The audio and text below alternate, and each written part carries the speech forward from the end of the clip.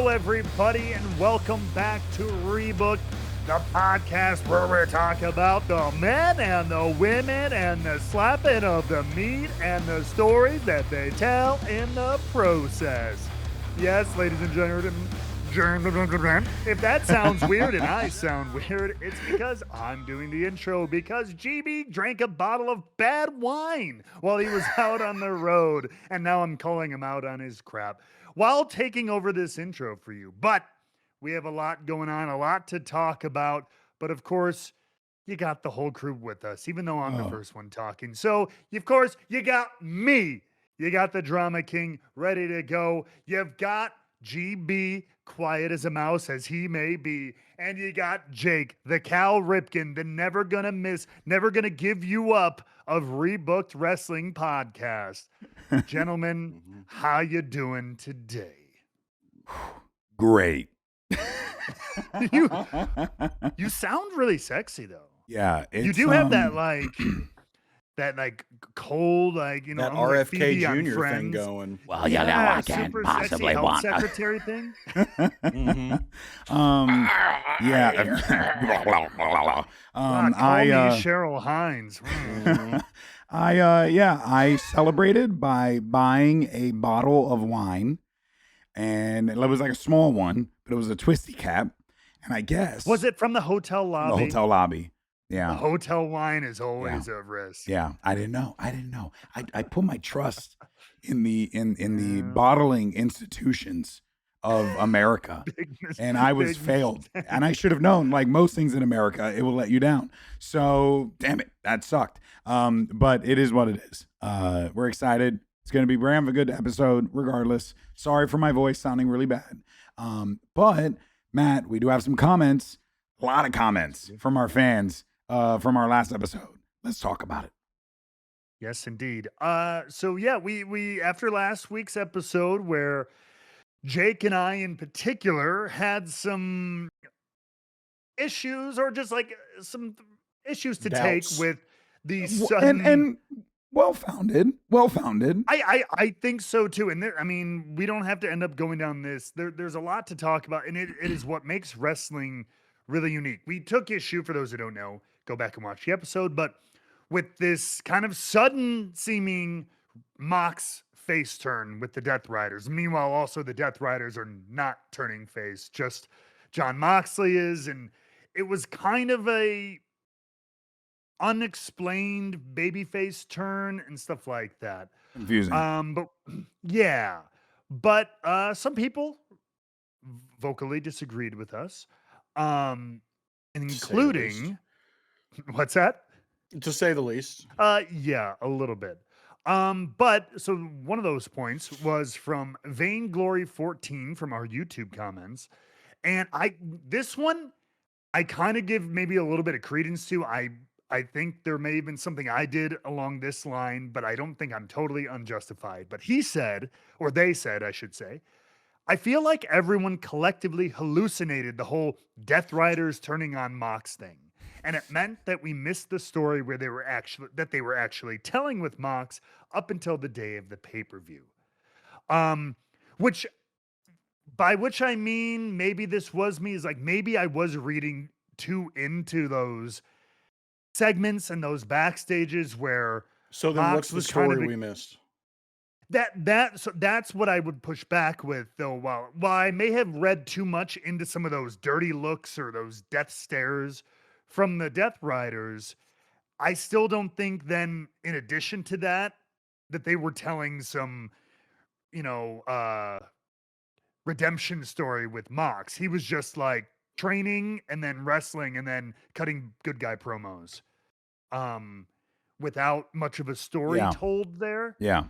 So, I think that there were also we definitely got excited about the prospect. Like, I know I did. For example, I thought that there was going to be something with Roddy and Mox, considering that Roddy was coming in as the replacement for Kyle O'Reilly because he was injured.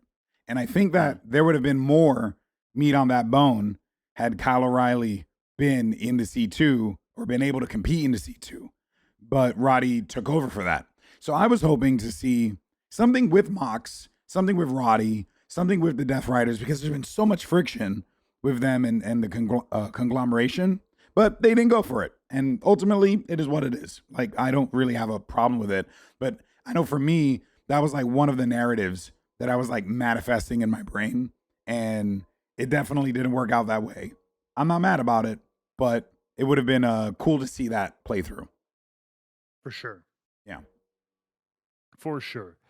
But I'm sure, like I said, I have a whole like diatribe on like wrestling storylines and how they can switch based off fan. Because a lot of people also, we don't have anything that we pulled right here, but there are also a couple people just jumping on us being like, what do you mean he's not a baby face or whatever? Like, he got cheered, and like it's a tough thing because yes, so did Mussolini.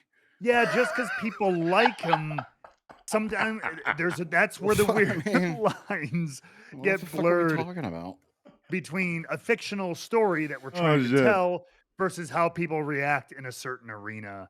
It can be helpful, but it can also be dissonant and confusing sometimes. And it's one of the weird things, but sometimes magical things about wrestling. But it can be a hard needle to thread, so to speak. So this next one, some of our listeners had an issue with our reading of MJF's winning of the World Championship and how he kind of just like stole it. Someone actually did a really good job of breaking down what happened. And yeah, no, it turns out MJF won that shit. And he was like, yeah, he took advantage of things, but he did do the thing. For example, like Max was the one who finished off Joe. Sure, Joe was in a great position, but Max was the one who ended up getting the hit on him. So it's not like in previous iterations where MJF would like throw someone out after they hit their move, right? He's the one who did it, you know, which granted, this setup, you can have arguments about it because that's what he kind of breaks through with the discussion. But this was Andrew Saunders. And I just thought it was a really good comment.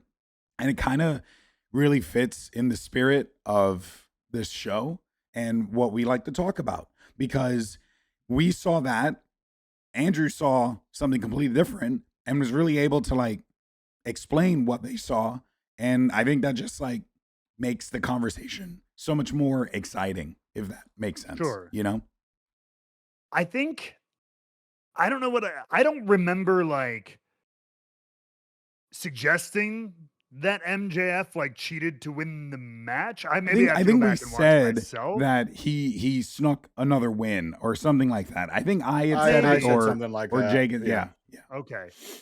Because I think when we were in our like our thumbnail and our kind of our headline from the last episode was about starting the year off same old WWE AEW stuff, and so it was less about how MJF won the match. And I think it was more about, I was like, oh, it's MJF it's back again. We're kind of back in this grind. We're back at the start of this loop again.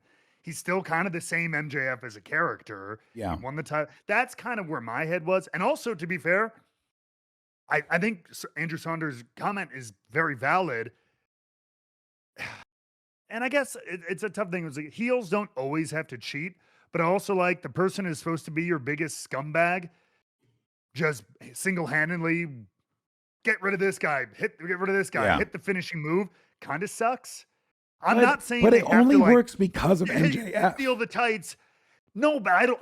Why? So? Why does that make it work? Because why of his does story, that make it work? His individual story, which is what? Which has been him doing exactly as you said for years, being the guy who snuck the wins, who cheated his way out. He had a point that he wanted to prove to Hangman that he wanted to win the championship, and he needed to win that belt his way. And they also changed the rules of the contract because of MJF, which he was pissed about because he wanted to cash in. And then they were like, no, you have to announce it. And he was angry about that. So when he came out, he was like, you know what? I'm going to prove to you all that I could do this. And that's how we ended up with him as champion. So, yeah, I think it only fits in that instance, but I don't disagree with what you're saying. He is a babyface. I agree in that regard. That's that's a little old heady. More of a tweener now, but yeah, but he should be. Yeah, I get at the very least. 'Cause I'm like, that is a super babyface thing to do. Honorable and kind of thing. Yeah, fine, I will. Then I will prove it. And then he went out and he proved it. And he was a little all three guys. ratty, right? He threw the guy out. He like had a plan, but that was within the confines of the match. So like he was good, you know, like even if he snuck the win, he really didn't. He earned didn't. No, he didn't. Yeah. And so I was like, I'm not sure how I feel about that. But I guess it makes it a more shady.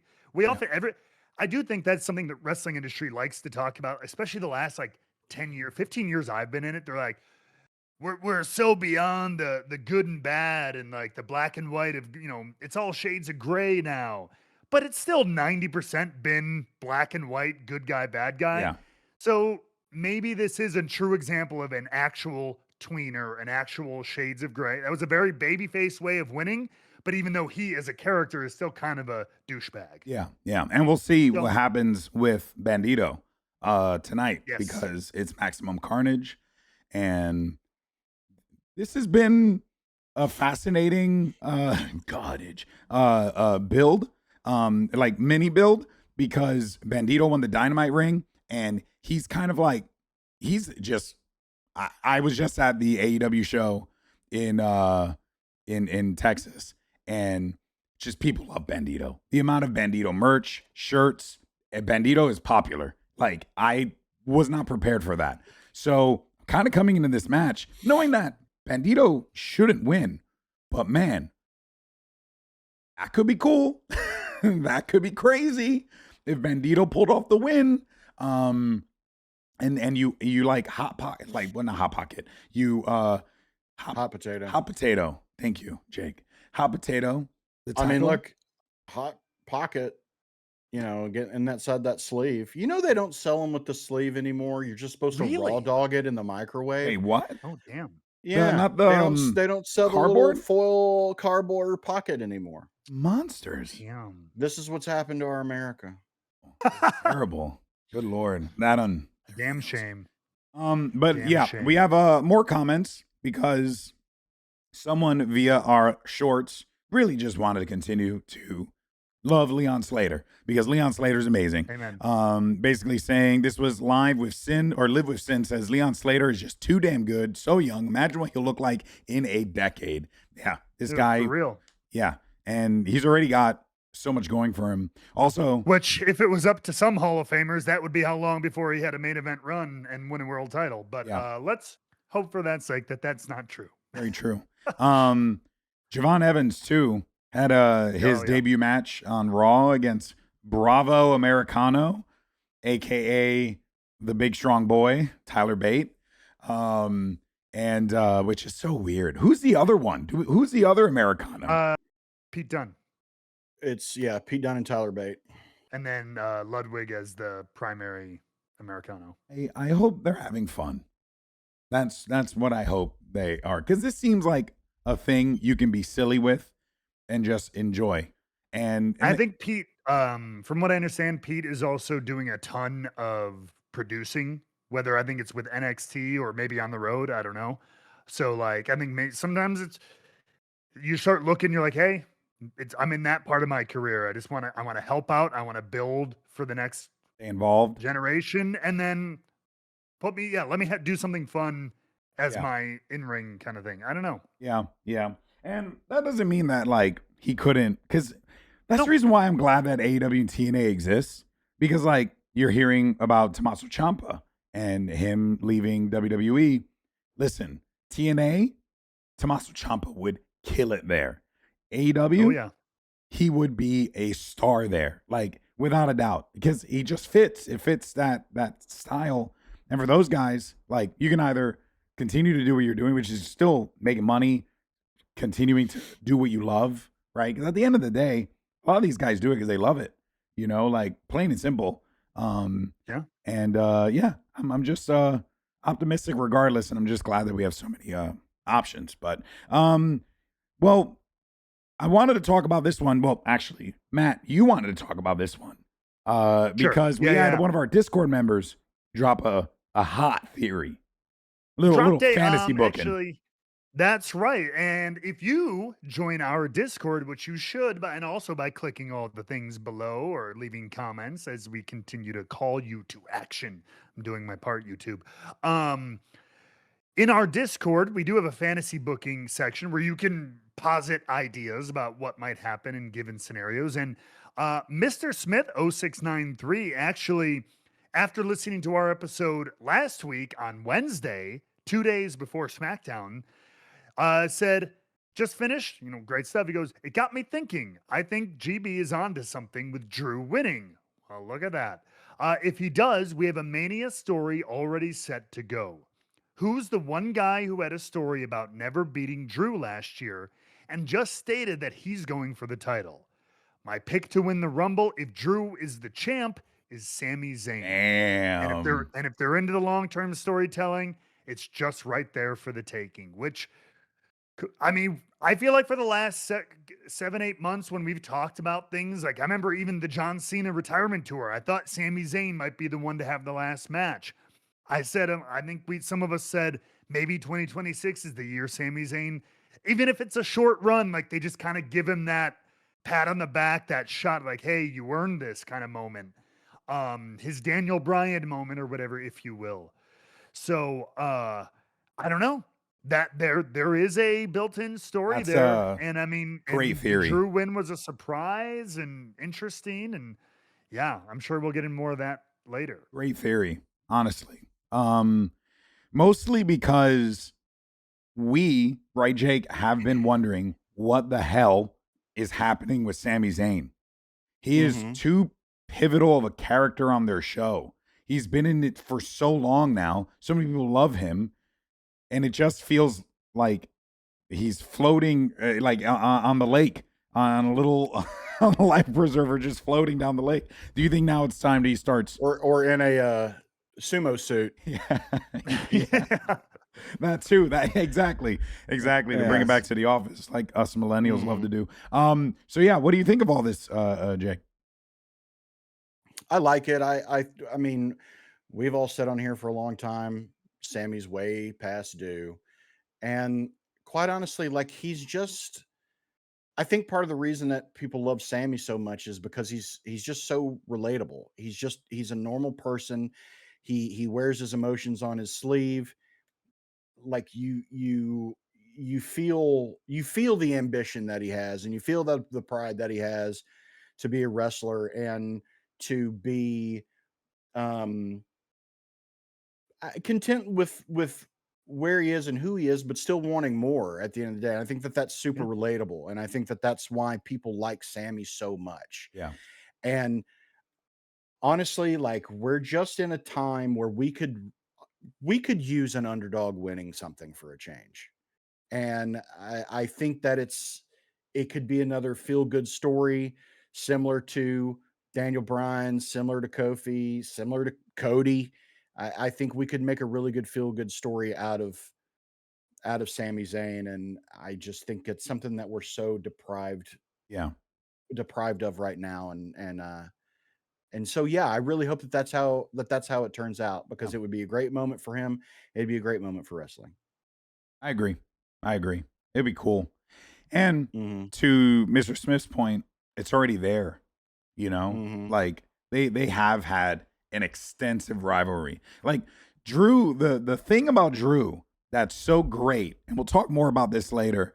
It's just that even though we've been waiting for him to have this championship again for a minute now, along the way, he has had some incredible rivalries, and he's got like a laundry list of like people that want to beat him up, and you are very much not going to be without options. You have Damian Priest, you have SAMI ZAYN, right? You have Randy Orton, you have Drew you have Kevin Owens if he comes back, right? Like you have Cody Rhodes. You have 5 options just there alone that you can build Jacob off Fatu. You got Jacob Fatu. I even forgot about Jacob Fatu. You have Who Jacob just caused Fatu. the whole thing to happen. That's true. That's right. So it's like, I don't know. You have so many options that Drew being champion is perfect. It's exactly what WWE needs right now. and he's gonna kill it. We did have we asked you guys to come up with some names to call yourselves. What is the fan base? Yes. There were some choices. First one, CG McWhiskers, longtime member of the show, says, would you three consider us your bookmarks? Bookmarks? Kind of like that. Bookmarks? No, you didn't. No, you freaking liar. You lying son of a bitch. I wasn't sure I felt about it. You literally responded with, I don't know how. What is wrong? Wait a minute. There's nothing controversial about it whatsoever. Wait a minute. I said I wasn't sure I felt about it. And guess what happened? Time. And now I know. And now I know how I feel about it, okay? And I know that I kind of like it. What was confusing? What part of it? It was just, I don't know, something about it just, it felt sexual and I couldn't put my finger on it. And I was like... Yet you liked meat bookers? Now that one. Now that's that didn't feel sexual at all, huh? Now that one is swinging snoshy. Some meat around. Yeah, that's smashing it in a book. That's a naughty one. I like that. That one was from Balor the Brave. Says rebook fan name suggestion: the Meat Bookers. So again, let us know what name you think would work for y'all. We can also do a poll as well. When we get like good ones. We could. So far we got 2 good ones. Let's see if we get a couple more.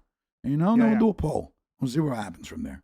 We'll get AEW out of the way since I think that's I want to say they have a big show tomorrow or today. Excuse me. Yeah. So like we're gonna see this. We'll see how this plays out. Let me actually pull up the card here, see what we have. This past week too, in preparation for that, some stuff happened, but it felt like it was a very holding pattern-y kind of week. Yeah. To get to some of the things that are happening tonight on Maximum Carnage, outside the, Mercedes kind of having a meltdown is a big thing, but a lot of things just setting up, this card for Maximum Carnage. Yeah, so obviously MJF Bandido is going to be big. We'll talk about that in a second. You have a massive trios match with Chris Statlander and Tekla, so expect there to finally be Tekla getting a big win, maybe over Chris, maybe over Willow. Who knows? There are 2 options there. We have Darby and Pac. Kenny Omega's coming back, which he wants gold. See what happens. Mm-hmm. And then 2 kind of like new teams. Well, not new for one of them. Well, other one, yes, new. Grizzly Young Veterans. They've been around for a while. Seems like they're starting to get some momentum. I just saw them recently at Collision. They look great. They were booked strong. They dominated their opponent. It was awesome.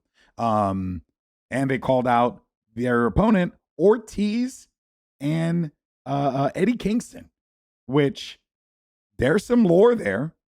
These guys being members of LAX, right, back in the day, in the TNA days. I mean, not Eddie, but... Not Eddie, but it was like, what was their team? They weren't LAX in TNA.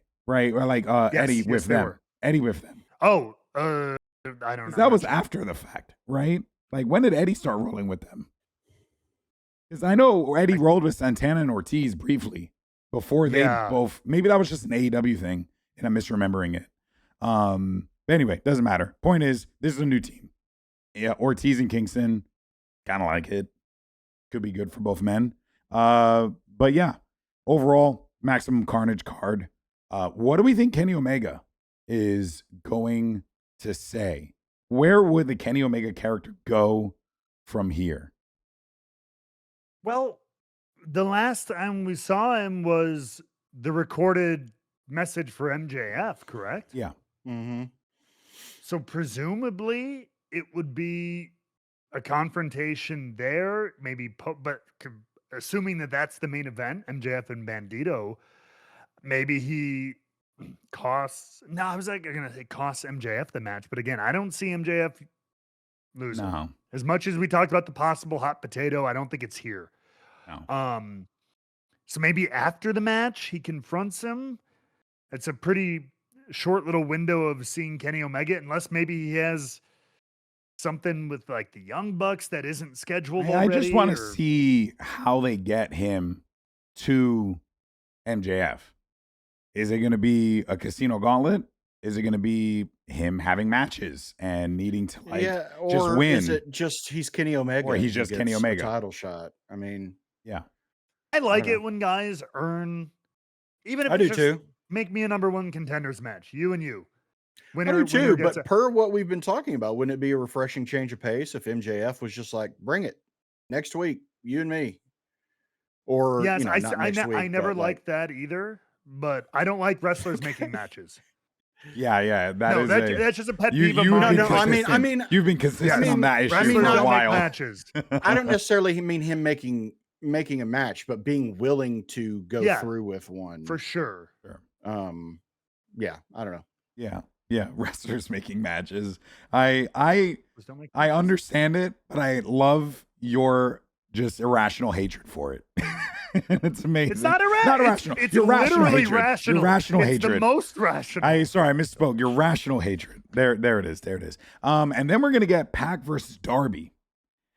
I think something's gonna go down there. Because Darby, in order to get this match, basically threatened Pac's life. So I don't know. Could Darby Allin be in his dark era? Could Darby Allin? I mean, does Darby Allin dark is a baseline? It's true. That's very true. But does it? Problem is like, I guess this is just maybe showing like an edgier side to him, not like anything else in that. Because I don't see them going out of their way to make Darby a bad guy. I don't know. Darby's, it's. This is the guy that, as a good guy, brings out a flamethrower and like falls through glass. How much edge? How much more edge can you get other than being just a heel who like hits guys in the nuts and stuff like that?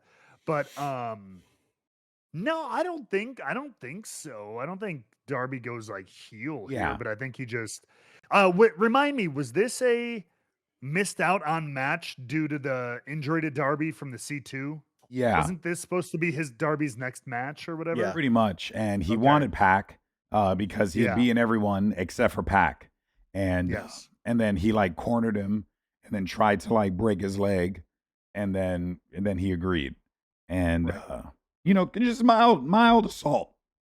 I mean, it's par for the course. Or it's just how it is. Wrestling and AEW. I wonder how like do the laws of society, like when you walk through the doors of a wrestling, like does the Constitution go away? Like is that how the funny thing is? You know what? Doesn't WWE? My super strong, like I want the rules of like I really like wrestlers don't make matches. You need to have like an authority figure or somebody. It's like an employee making the rules, right? Yeah. I have this staunch belief in that. However, I have a staunch disbelief in like don't ever bring the law into pro wrestling. Oh yeah. The reason being for that, I always hate because sometimes they do, sometimes they don't. Because I'm like, the minute you bring real law, we're all assaulting each other. We're all breaking all kinds of laws. Yeah. Anytime somebody outside of the confines of a match hits someone, it's assault. And so like now I would argue that in the confines of wrestling that it's reasonable to suspect potential of bodily harm at any time. Yeah. So I would think that the participants would possibly waive some of those rights in which the so-called assaults are just a part of the everyday job. Yeah. I generally agree, which is why I always hate when they end up in some scenario where it's like they get in a fight backstage and then the heel's like, I got the baby face is being taken out in handcuffs. As much as we loved watching Stone Cold do it in 1999, like if you arresting him for that, you should arrest half the roster on a weekly basis. It worked then. It just doesn't work now. It's like I think I just leave it out there. We already know that we suspend our disbelief enough as it is to enjoy this thing. Pro wrestling's like organized crime. We take out our own trash. I disagree. You know what I mean? I disagree. I want to start seeing wrestlers court, but like with Judge Judy presiding. APA. With, let's go into the people's court with some of these. We need a judge gimmick. When's the last judge gimmick? Has there ever been a judge? Has there ever been a judge? We need a judge. Not gimmick. a full-on. No, there was a gimmick. cop. I mean, EJ obviously. and Duca called himself the judge, but he didn't wear a robe and gavel. See, and what he needs is like a sledgehammer-sized gavel. Yeah. I think Mustafa should become a judge and start to judge like the members of Order 5, Order 4, excuse me. And then and then we got to find him a bailiff, and just someone. I mean, Agent Zero. No. Or just some monster who, so he can be the judge. Everybody else in the group can be the jury, and the big dude can be the executioner. Okay. It's Special Agent Zero. Yeah, judge, jury, and executioner. Speaking of, I wanted to get this out of the way real fast. Jake something. I did not see that one coming at all. I just wanted to mention it real fast. No longer a part of TNA Matt. I'm so sorry. But I think like this is he was kind of always start and stop. It seemed like he has some injuries as well. So I don't know like what the lore was there exactly, because he would like be on TV for a little while, then he'd be away for a little while. I'm just gonna put my foot in my mouth a little bit here, but like it was a missed opportunity. I agree with you. I think he has untapped potential. He's incredible. For some reason, he couldn't get through to some people making decisions. Let's put it that way. Whatever, it didn't click. So I applaud him for taking his chance on himself somewhere else, because he has a ton of untapped potential. Yeah, man. Dude is also like just his physique is insane. Like holy crap. He is. If you asked Grok, but which you should never do with anything, to make a pro wrestler, it would spit out Jake Doyle, aka Jake something. He's big, he's fast, he's actually like strong, easy to work with. Like he's prototypical, like 80s barrel-chested wrestler. Yeah. And he's being paired with Mark Davies, which I think is a really, really good situation. And AEW, they get some flack for how they have, I think they treated the TNA people. I've seen people on the TNA subreddit very angry about like people, Mike Bailey. And don't get me wrong, I'm with you. I think Mike Bailey, he's going to be a singles champion, undoubtedly.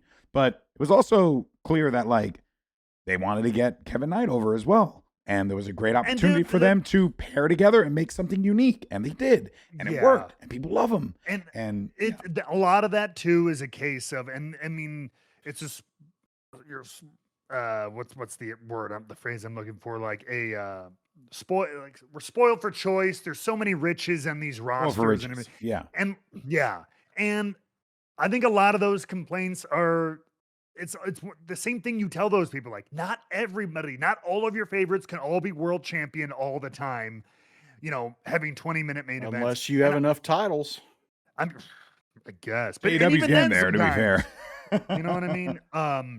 But like, I think, for example, Mike Bailey, I think does have a lot of long-term potential. He's still young, and he's in a great tag team, regularly featured. It's not like they're on TV once every 6 weeks. They're on like every week. They're working with some main event guys too during some of those interactions and everything. So he's in a good spot. And for Ace Austin, who was at the last taping that I just went to, he was doing like a lot of Ring of Honor matches.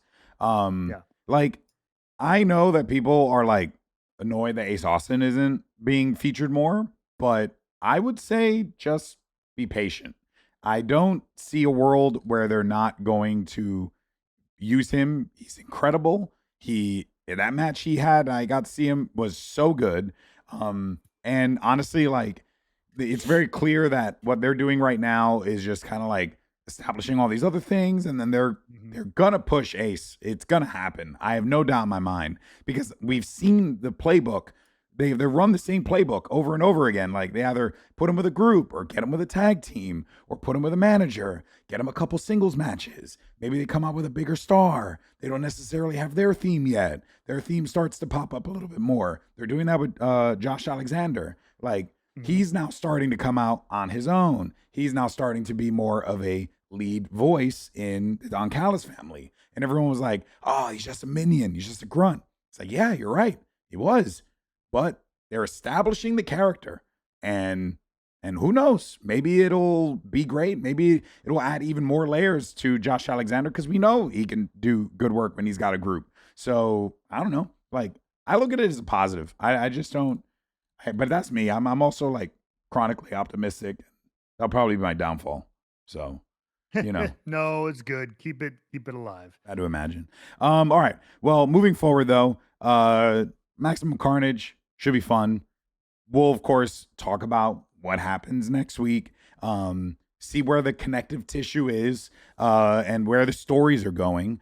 But we have a very exciting thing because our dear friend, Mr. TNA himself, will be on AMC commentating for the world. Tomorrow. Yeah, when you're seeing this, I'll be in the air maybe when Live. you're listening to this. That's right. To Dallas. You excited, man?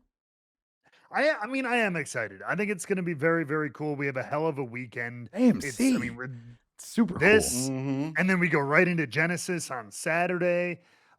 Big world title match to start it off, and then we just learned this week AJ Styles is coming back too. We don't know exactly what he's gonna do. We know he's gonna be there. I don't know what he's gonna do. I would imagine. I'm just trying not to get people. If he was going to wrestle, I think we would have probably promoted the hell out of that. But he's going to talk. He's going to be out there with the people. Maybe he's going to be confronted by someone. Maybe he confronts someone else. Maybe he makes plans. Maybe he just. And this is the most says important hello. news of it all. Maybe he's escorted out by the police. Maybe. Sorry, I was just clicking through the website and I saw the hometown man sticking with the company.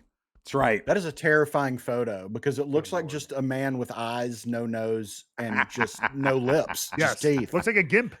Yeah. Looks like in a really colorful gimp costume. Oh man. But yeah, no, I mean, we have a very exciting day for y'all, for TNA. It's going to be sick. And then Genesis, Joe Hendry's going to be appearing at Genesis. So we'll be seeing him there. And then we have Mike Santana versus Frankie Kazarian.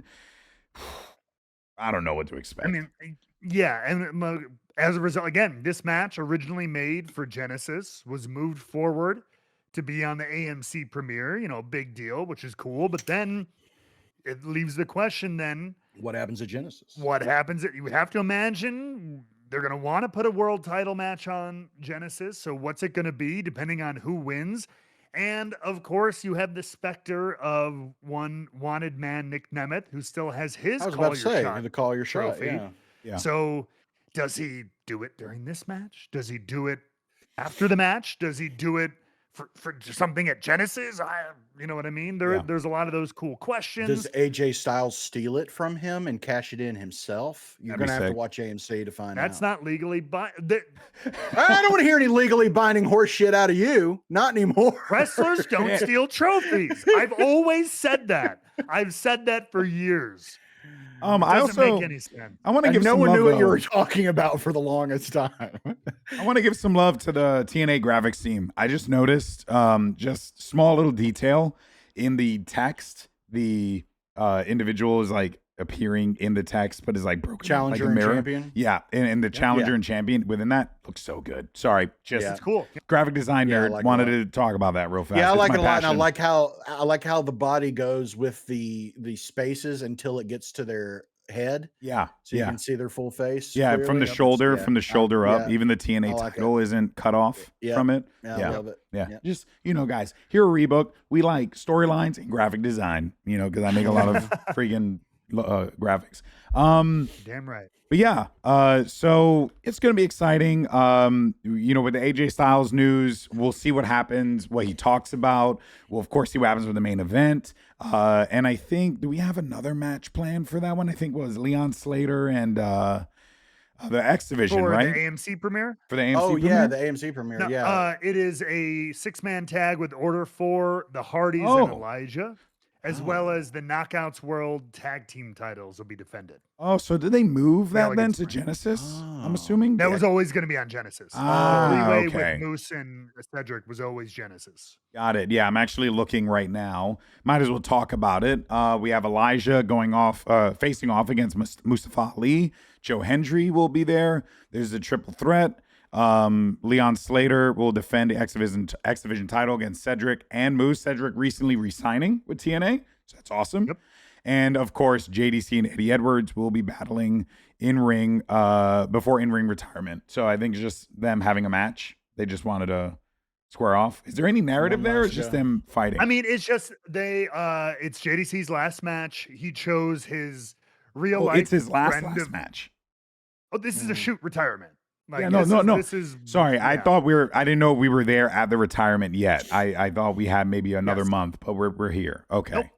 This is the match, and so he chose his stablemate and very real friend of the last 20 years, Eddie Edwards, to just get to have his final match with him. So it's just kind of a brothers versus brothers, and let's just test each other out, like push each other and have a banger, brother. Nice. You know what I mean? On his last match. And then, of course, you still have the Knockouts World title, Lei Ying Li versus Danny Luna, who is absolutely somebody to watch in 2026. Danny Luna is going to go on a tear, I believe.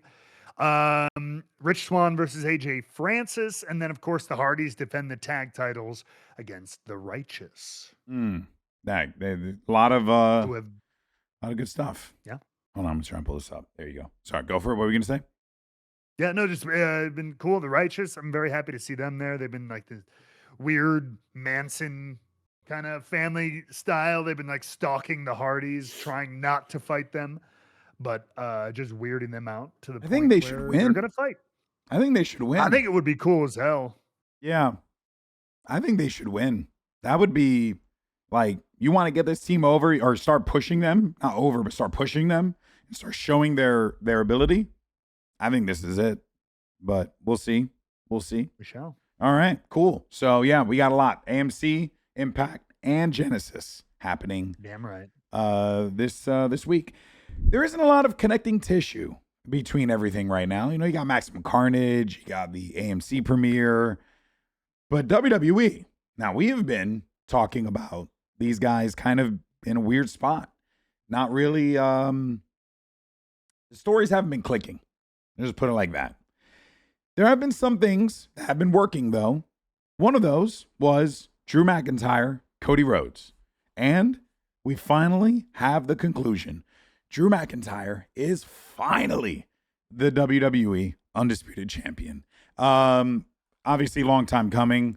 But, Jake, initial reactions just on Drew, the match, what you saw, just anything in general. Well, I liked it for the reason that when we kind of talked about MJF, when we misunderstood how MJF won his title, Drew won his the same way, in that he just took advantage of a situation, and I like it. I like Drew finally getting a title. I like it being like, not that anyone was helping him, but that it was just a sleazy, sneaky win for him. I think it's honestly a perfect way for Drew to win the title. It makes all kinds of sense because he's such a troll. Yeah. He's been such a dick to everyone. And he's been all about, I don't care how I have to win the title. I want the title. And now he's done it. So I think that that's really interesting and fascinating. And I think it's going to be interesting to see how he goes forward. As the champion, when we all saw how he won it. So is this leading to a potential triple threat? I mean, we know it's not going to at Royal Rumble because they're going to have those qualifying matches and then the fatal four-way for the number one contender. But I don't know. Come time for Mania, I wonder how this is going to go down. But it does, as our fan pointed out earlier, seemed like it could point towards Sami Zayn, who we saw have a backstage promo on SmackDown this past Friday before the match. Still interested in winning the title. Question for me is what is Jacob Fatu's kind of situation in this? What is his what's the read on that? So as I understand, because the commentators talked about this was a great job by Joe Tess and Bad News Barrett, but they said that speculation was that Drew had injured had injured Fatu and taken him out, and that's why he's been out. They said that when he attacked him. They're like, oh, I remember Tess saying, we've long speculated that Drew could have been the one who took out, Jacob Fatu, and then he went over and attacked Was Cody. that So did that happen? Like as in like, did we see that? Did we see Jacob Fatu get attacked, or is that just them making it up? We didn't see him get attacked, but we saw the result of him being attacked. As it was one of those, if I recall. Where you camera comes up on somebody laid out kind of thing. Yeah. I am it was Jade Cargill Naomi situation. I have one slight-ish issue with that, and it's a little bit of an inconsistency in how they've explained Jacob Fatu, because when they booked him, my guy was like ripping through everyone, like an absolute juggernaut. Like, didn't care. Nothing hurt him. People were hurting him, and it wasn't like we're hitting him with chairs. They were throwing him in tables. It didn't matter. Nothing hurt him. He was getting hurt. He wasn't getting injured. Ah, sure. Yeah, he was getting. All right, fine. So you're saying he got injured. All right. I mean, that was one of the. My dad always just a booking. It's just a booking. When I was playing football, my dad always told me there was an injury between being hurt and injured. You can play hurt, you cannot play injured. That's fair. Wrestling's the same thing. There's a lot of people who are you can work hurt or whatever. Everybody, you're always hurt. You're always banged up. Something always hurts. Right. But it's when something actually snaps, bends, or breaks irreparably, then you're injured. Then you have to, then you have to be seen. Or I like that. All right. Yeah. Good job. Way to bring some sanity and rationality to Don't this. worry. The athlete's got it covered here. Yeah. Okay. You know what? You don't got to come at me like that. All right. I can run fast too, kind of. So Jacob Fatu does that. We have Drew's champ. We heard our theory from one of our audience members earlier. We'll see how that plays out. On that note, though, we should make note that they already have put in place. There's going to be 4 matches. The winners of each match will meet in a fatal 4-way at the next Saturday night's main event. And winner of that faces Drew at the Rumble. And so the matches we have are Orton and Miz, Cardona and Trick, Priest and Solo, and Sami Zayn and Dragunov. So, which will bang. That match is gonna bang. Yeah. I think kind of whoever wins any of those matches, you have 8 solid competitors there. Yeah. From main eventers to up and comers, but everybody I think is good. So that 4-way, whatever. The only one that I'm unsure about is between Cardona and Trick, because they're both new to the roster. I feel like this is the moment they want to make Trick, because he's been more long-term a WWE project from NXT. Cardona did have the promo with Cody, but Cody also no longer has the title. So I don't know. That my gut says Trick, but yes, I'm with you. That's the only one that was really like a toss up to me. Would Cardona McIntyre at the Rumble be bad? I would like it. It would be, different. Unexpected. I don't feel like the oomph. It's not that Matt. There's just, I don't think there'd be enough time, and there's not enough put into Matt in WWE yet, I think, to make it feel, especially Big Four level. And again, it's not the level and of especially talent, for the casual fan too, who may not know Matt Cardona the way we know Matt Cardona. And is he Matt Cardona, or is he Zack Ryder? He is Matt. He is Matt Cardona. Oh, that's cool. Which I'm very happy for him. That's great. Yeah. I'm very happy for him that he got to do that. Because when he came back, he was Zack Ryder. He was Zack Ryder. In the Cena tournament, it was Zack Ryder. Then when he made his official return, they did the little Zack Ryder fade away. Yeah, and it faded away. And then okay. And they're calling him, and they're calling him Matt Cardona. He's on the card as Matt Cardona on the graphics. Cool. Yeah. No, and it should be. I mean, honestly, he's been going by that name for so freaking long now, longer than Zack Ryder. He's made that a bigger name than Zack Ryder anyway. I would argue. So. Yeah, yes. I would. Yes, very true. So good on him. Now, the one that's interesting to me here is Orton and Miz. because what's going on with Miz? Right? It I think feels like Miz they is want to in do something or something like I don't know. Am I I think misreading this? Are you we've misreading seen it? him pop up. I'm so sorry. We've You're seen him done. pop up a little more. He did like but it's all been kind of haha things a little bit, which he's very, very good at when he wants to be. But he's also a main event level star. He's such a all right. I don't know. So is it pinch hitter the right Yeah. term where you can kind of put him in any spot, A any part of reliable the hand. rotation? Yeah. Utility player. He's Sure. Okay. Yeah. But it feels like he's kind of just being that right now. He did the what? Sorry, it was adorable.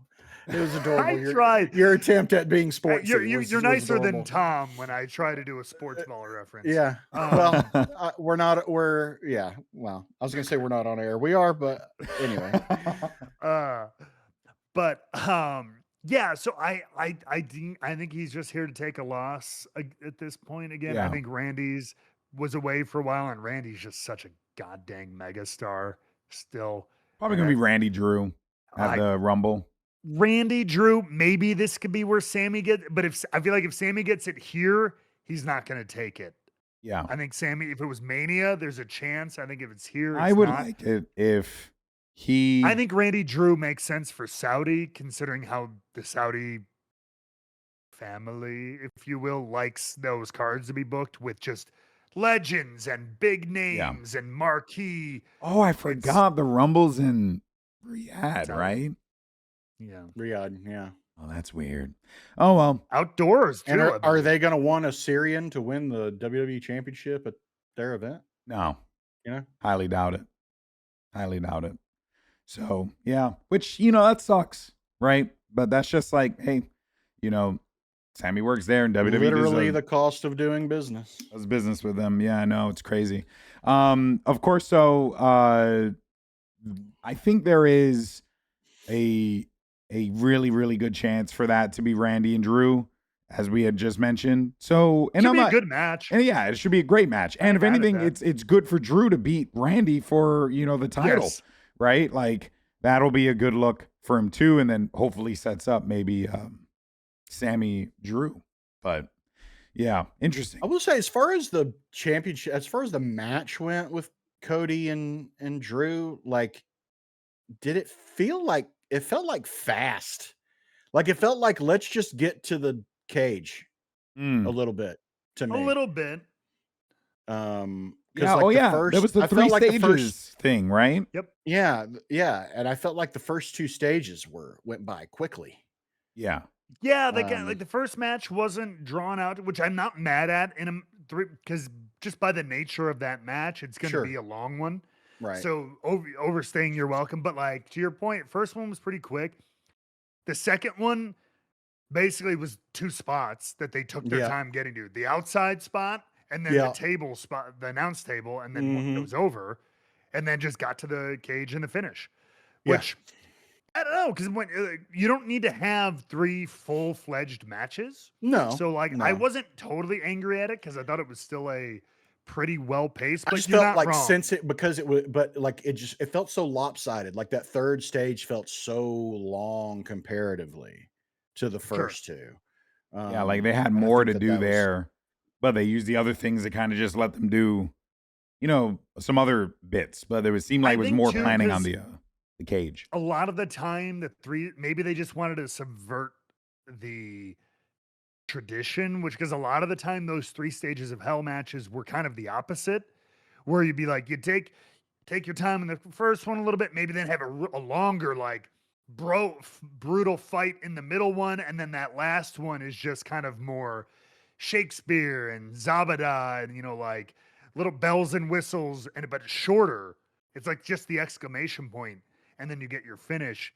They figured they'd get through the first 2 and then really have the meat in this one. Yeah. Just depends on the story they wanted to tell. Yeah.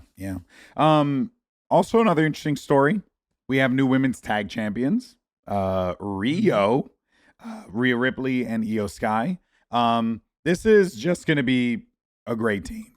Great for the division. And as we saw, it's getting a lot of people involved. So women's tag wrestling, thriving right now. Let's go. I was going to say that. Yeah, a lot of great spotlight for a lot of teams. I mean, you had Liv and Roxanne coming out there, which I actually really love because I love the fact that Raquel is out of the picture dealing with Stephanie Vaquer, which is cool. Good for them. I think that's a cool feud, actually.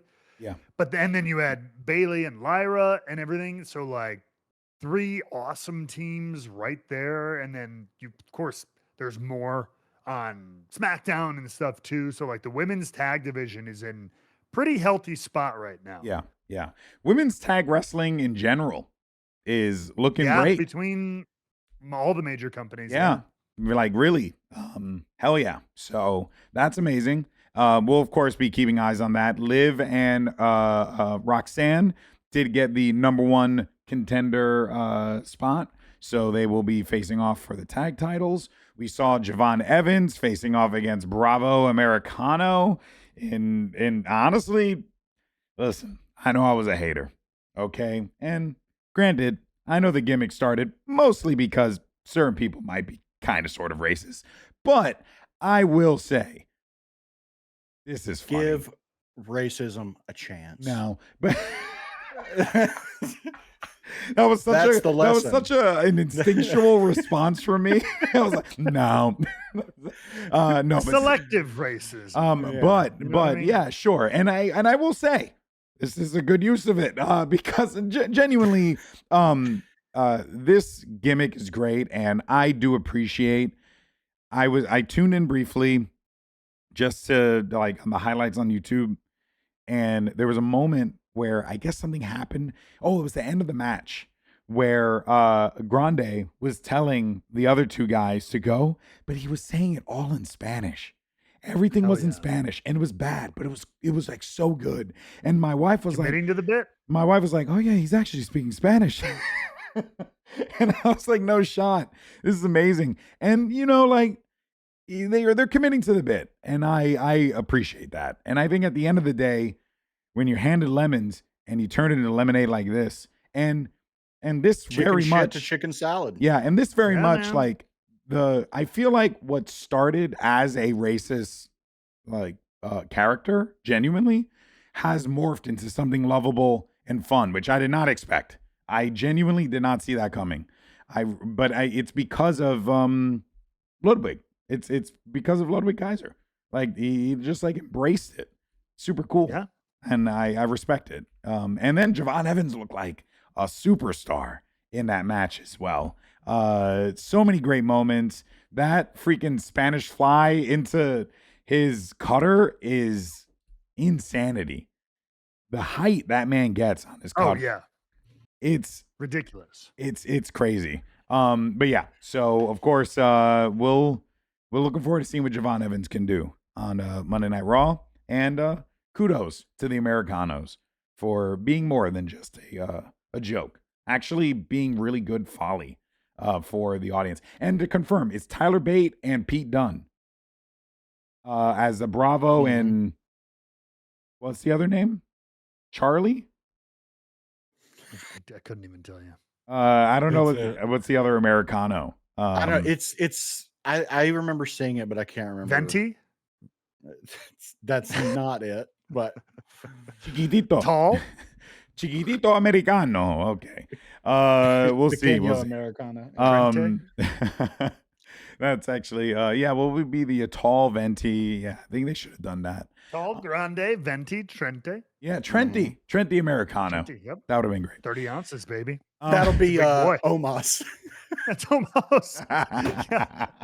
Bro, if they did Omos with them, that would be the greatest gimmick. I'm in. Well, I'm in if they do that. He's working with Vikingo in AAA, right? Bro. Yeah. It's the most random pairing. Like Vikingo turned heel and like joined with Omos in AAA. Okay. Yeah. Sick. It's a really interesting pairing. I think Omos should join the Americanos. That would be, and then they should act like he looks just like them. So they should really like play it off like the whole time. Like, no, he's can't you see? He's he's my brother. You'd be swapping them out, like Yeah. I think it'd be amazing. Oh man. Mostly just because he's fucking massive. Like I Right. just Oh, think yeah. this silhouette would be hilarious. Him next to freaking Tyler Bate would just be too good. with their Yeah, just him dumbass asses. next to 3 of the palest men you could possibly. That's what I'm saying. The money is there. Okay, moving forward, Finn Balor, he walked out and made a match. Matt, how do you feel? Hey, I send it back. I send it back. No, I loved it. No, I don't like wrestlers making matches, but I'm going to pretend Adam Pearce was standing by ready to make that one as it was. Mhm. I love Finn.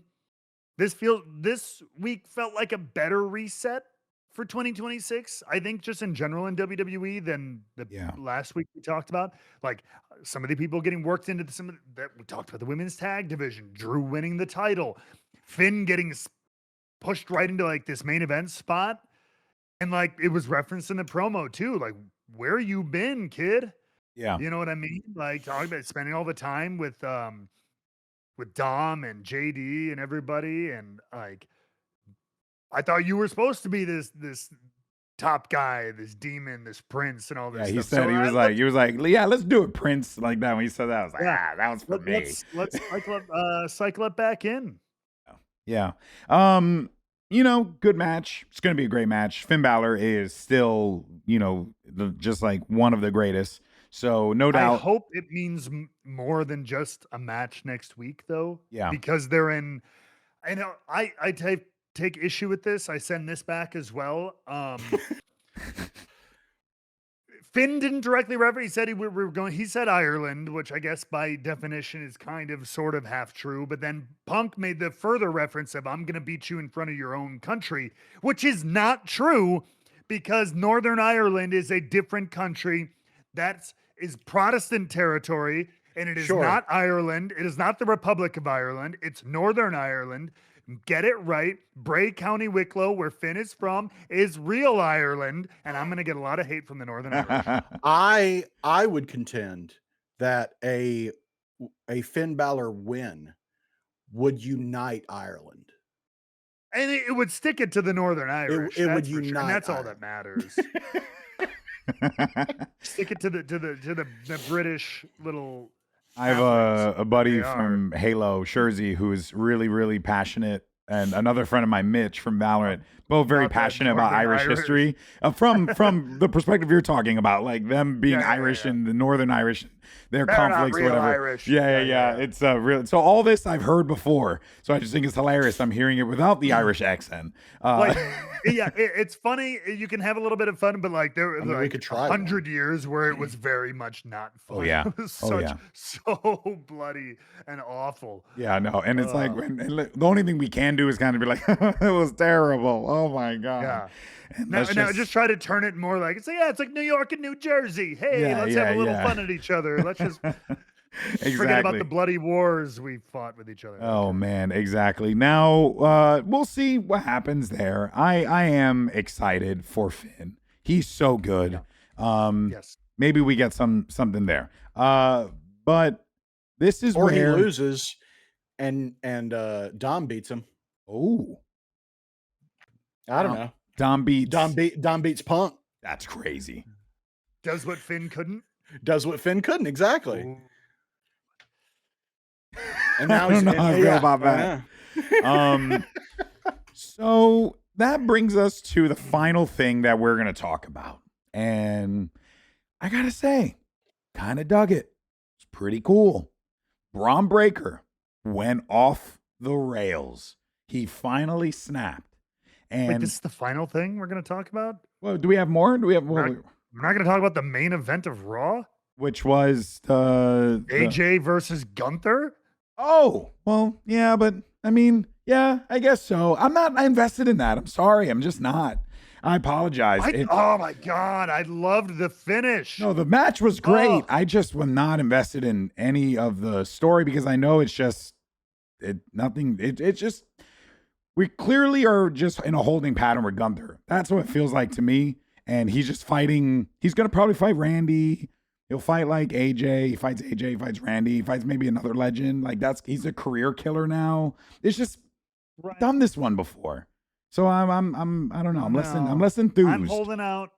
I think this is the beginning of something bigger than that. Let's talk about it. What do you want to talk about? Maybe just briefly, because I do think if you're going to do that with Gunther, one that we do know that AJ's been very vocal about this being his last year. Most likely, I guess something could change. He wasn't as definitive as Cena was, but he pretty much said, like, I'm coming up on my last year of wrestling.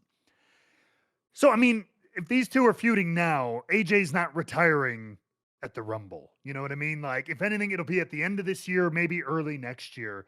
So if we do something with Gunther, I would hope that maybe this is a seed planting. Like, maybe we don't get anything definitive here in this little rivalry. It sets something up and maybe dips in every so often throughout the year until this builds to a huge match, either at the end of the year or next year. I'm hoping that's what this is, even if they go away from this, because your point, this was just, hey, pal, you're being mean about John Cena. And Listen, don't co-opt my accent, you son of a bitch. I am very mean at John Cena, and AJ didn't like that. Hey, frick, man, I'm going to wrestle you. And then he did, and that's it for right now. Yeah. So, yeah, you're right. There's not a lot here, but I think it could be the beginning. I'm hoping of, like, these drops until it does lead to maybe a big retirement. And I want to be clear. Later. I went out of my way to watch this match.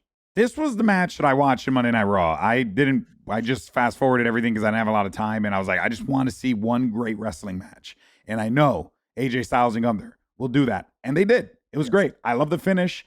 I love the way that they're keeping this thing going. So to your point, there is definitely like gonna be a little bit more at the very least. And so I posed this question because I saw some other people react. I'm gonna call out Santi Zop in particular if he ever wants to watch our show. He had a reaction, and other people did too. To like, oh, why Gunther just beat Cena? Why is he tapping out, even though it wasn't the actual finish? That seems so weak and everything. I posed to you that it was on purpose. Yeah. It was a intentional fake out. It's why he purposely reached to the other side to screw with AJ to make him think and let go. Right? We're all heads all the same place? Yeah. Okay. Because there were a couple of people who were like, why is he tapping out just weeks after beating Cena? Also, like thinking it was a real heel tap out that just I think it's funny because they had a camera like clearly on that spot. Well, and I just thought it was funny that they didn't show it. So I was like, until the replay? Yeah, and I was like, okay, this was very much like I like this. I agree with you. I think he did it to screw with AJ. Just to be like, hey, I know I like it doesn't matter. Like I'm gonna beat you anyway. Like it was a plan. It wasn't like he was actually in too much pain, like about to give up. Here's my ruse. I'm gonna tap out on his other side and make the wrestler think it's over. Yeah. Now, what happens though, if that's not the case, and he did just tap out because your boy's got soft legs. And then he just realized in the moment and took advantage and low blowed him. I just think that's less interesting. Exactly. I'm hoping they go your route. The answer there would be you build that story that, oh shoot, the calf killer beats Gunther. Like he's afraid of the calf killer. It didn't work. He cheated his way around. Crusher. But just because we're gonna have people saying it we're gonna have. I'm sorry, call it calf crusher, whatever. That's true. It used to be the calf killer, right? Demonetized. It used to be the calf killer, and then he changed it to the calf crusher. Or maybe somebody else who used it called it the calf killer. But okay. I remember when I first saw it, that's what it was called. But maybe he didn't like how it sounded like animal cruelty. Yeah. Maybe. He's a big PETA guy. Crusher doesn't sound much better though. I'll be honest with you. Like grabbing a bunch of calves and crushing them. Well, it's your calf. No, I mean saying like the cattle, muscle. Like cattle, like the. Oh well, whatever. It doesn't matter. Cattle mutilation. How else you gonna get veal? Yeah. That's dark. But yeah, I love the match. I love the finish. Hopefully, it means more down the road. Yeah. Anyway, yeah. yes. Good point. And I'm glad you mentioned it. We'll keep eyes on that. And then we have Braun Breaker, who goes crazy, decides he wants to commit assault. But there was an interesting little tidbit right at the end when Paul Heyman and Adam Pearce were talking. And Pearce goes to Heyman and says, "You were going to get your guy under control, blah, blah, blah." And then Heyman says, "Well, sir, from where I'm standing, you laid your hands on Braun Breaker first." And then that's where Adam Pearce was like, "Shit, I did." And everything kind of fell apart. Well, not fell apart, legal but precedent. Yeah, it definitely sets an interesting tone. We need this judge gimmick Yeah, more than ever, right? So where does this go? Where do we see this? But they have to have a powdered to? wig. They have to have a powdered wig if they're doing the judge gimmick. I'm sorry. Yeah. Where does this go? And a theme song too. Like what was it? Arrested Development. With Judge Reinhold. Yeah. You gotta have that. Exactly. All right. So yeah, where do we see that? This was very interesting, and I loved Pearce in this. By the way, holy crap, he was great. Yeah. Pearce was great. He was great. And Logan Paul was actually made me laugh. He did. Because what did he say at the end when he was like, he's going to kill you. He said it twice. He was like, he's going to kill you. He is going to kill you. Stop. I was like, okay. And I was like, that's funny. Yeah. That was funny. That was funny. And then the whole he went in, yelled at Braun. They grabbed Penta, Tsunami. Then he was pissed at Reed, yelling at him.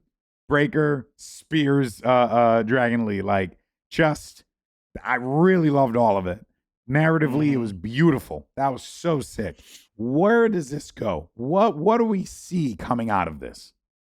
I mean, presumably a lot of people are gonna go to the idea of oh shoot, Adam Pearce is gonna have to step back in the ring and wrestle Braun Breaker.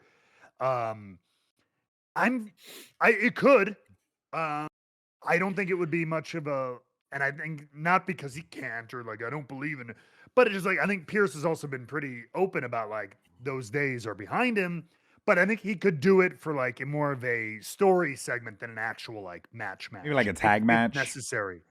No, I mean maybe, but I think it wouldn't really make sense. I think you would have to do some kind of one-on-one thing, but it would be less of a full ride of a match and more of a story, really just I think it would be interesting for them to hold the fact that he attacked first over his head longer, and that makes him a little reticent to maybe take some action against the vision a little bit, and until it finally comes to a head and to a boiling point where he's like, I can't do this anymore. If you're gonna sue me or press charges or get me suspended or whatever, but you've got this match tonight, and this one person could be the you could do it somebody's representing Pearce in a way and do something like that.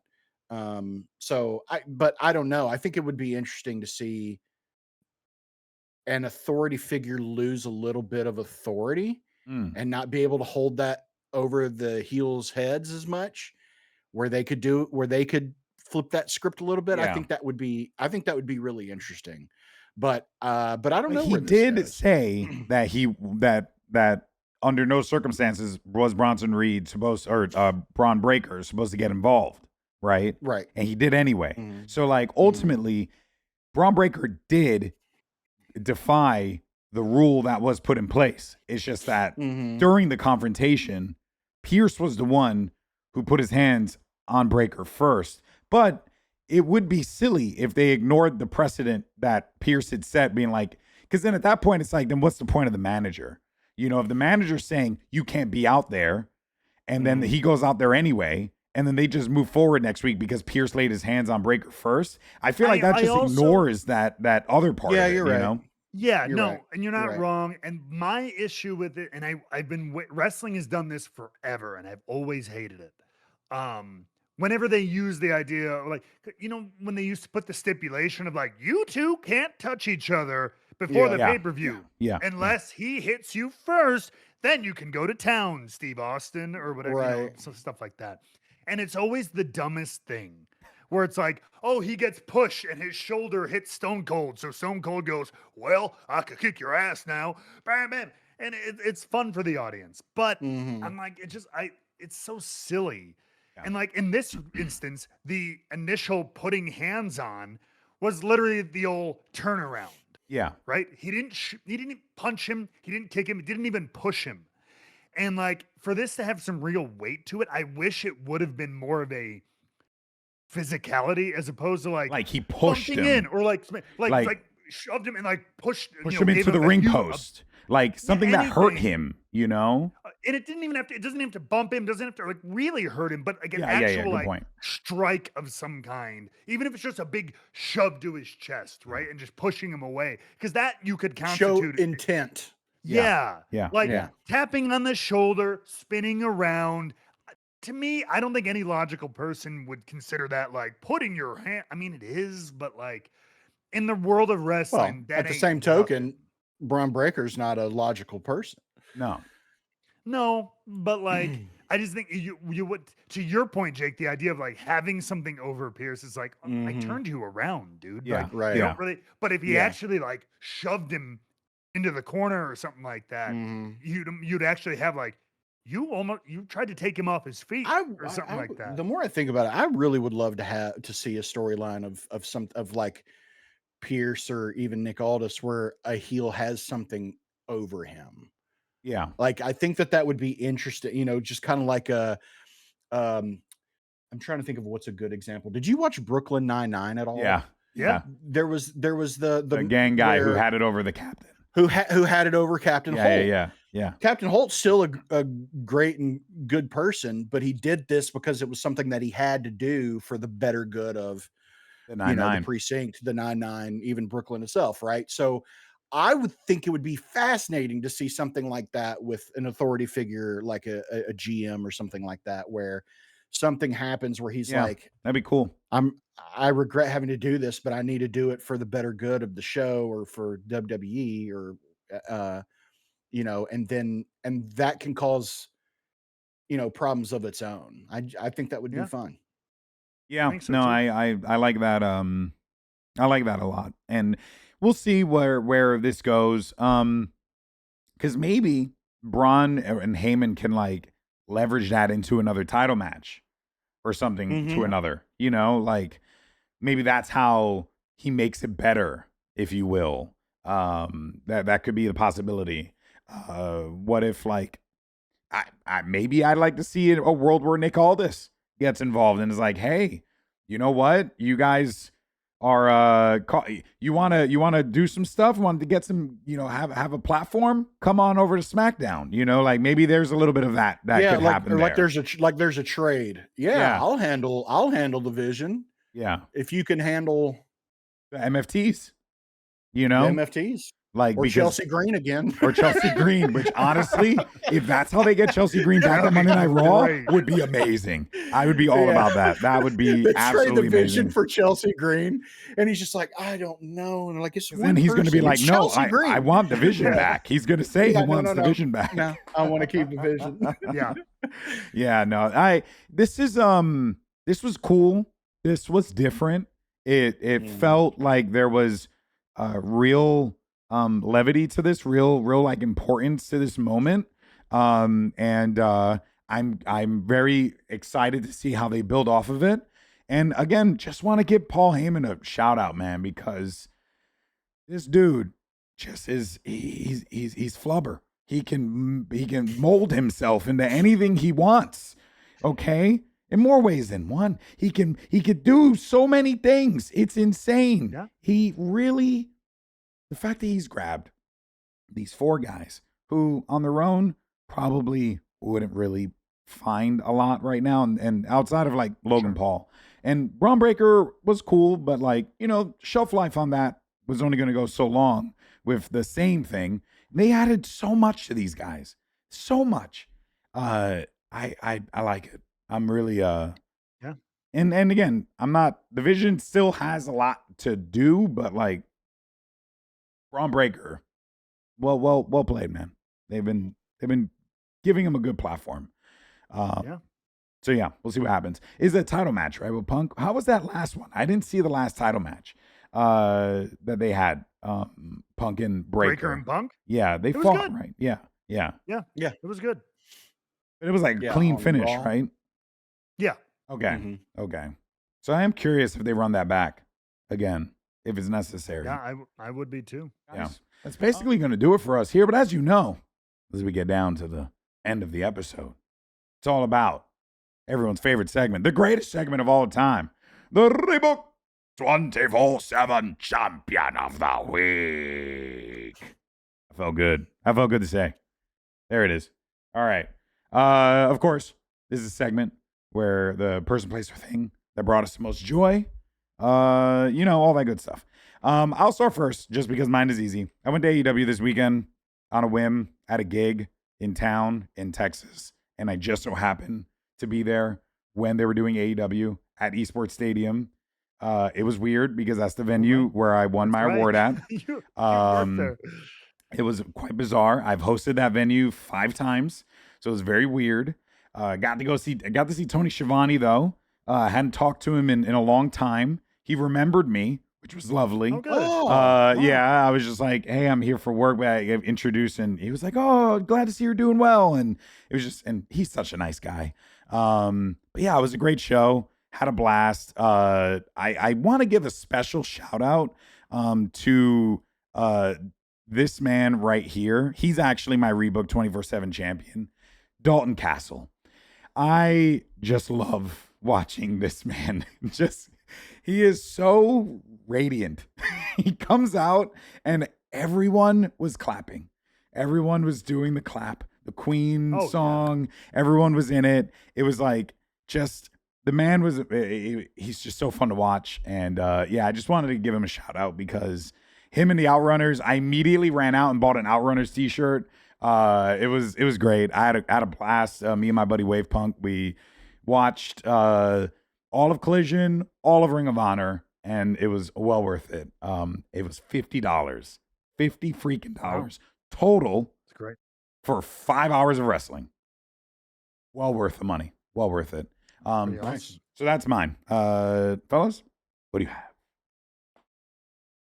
I'm trying to think. I'm going between 2, but you know what? I'm gonna throw it up to 1.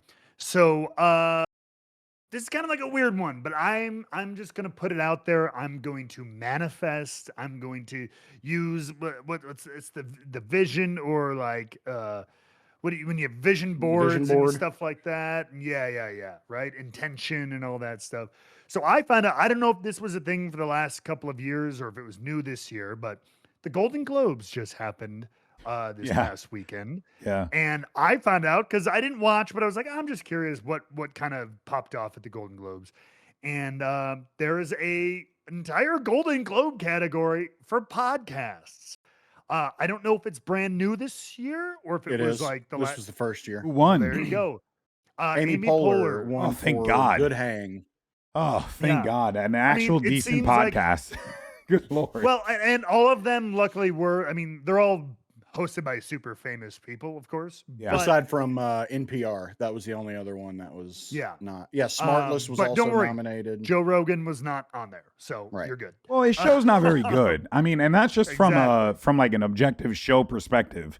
He doesn't have like a show. It's just this sweaty man hopped up on steroids talking to other losers about, whatever conspiracy theory that's told me him. minus the steroids. Yeah, but you also aren't doing it to the detriment of the entire country. So, not yet. Not yet. You still have time, baby. Still have time. That Spotify money comes knocking, maybe. Yeah, right. So that's cool. Yeah, so just putting it there and intentioning and putting and vision boarding us, we're not Bateman, Arnett, and Hayes level. We're not Polar level yet, but Who knows? Maybe 1 year soon, Rebooked will be on Hey. nominated for best podcast. I am proud of the show we produce. Okay. Oh, I am too. By far, it is the Absolutely. best looking pro wrestling podcast in all of pro wrestling, period. So I will take that award. Who is Arnett, who is Bateman, and who is Hayes on this show? Oh man. Well, I'm a Bateman stan. I know this because I listen to Smart List a lot. Jake, you're Will Arnett without a doubt. 100%. I'm Bateman, and JB is 100% Sean Hayes. No. Yes. You're the nice guy out of us that we always end up ragging on, but you're very, very lovable, and Yes. like I think people, Yeah. But we And can't we help but and the rip two of on us shit. are the biggest assholes. Yeah, So we it just makes love sense. it. We just love bits, and we love ripping on things. And Now just all want to with do a love, Reese's but commercial. yes. And I am a fan. Was that Scan? I am a fan of. I thought I heard someone. No, I said it was me. I said, Oh. no, I just want to do a Reese's commercial. You sounded just like Scan for a minute there. I was like, holy crap, that's amazing. Yeah, okay, you know what? There are worse people to be compared to than Sean Hayes. So I'll take it. Mhm. I'll take it. He's a lovely person. I'm a big fan of his. Fantastic. Yeah, that's Yeah. sick though. We'll get there one day. We'll get there. But maybe. All right, Jake, what about you?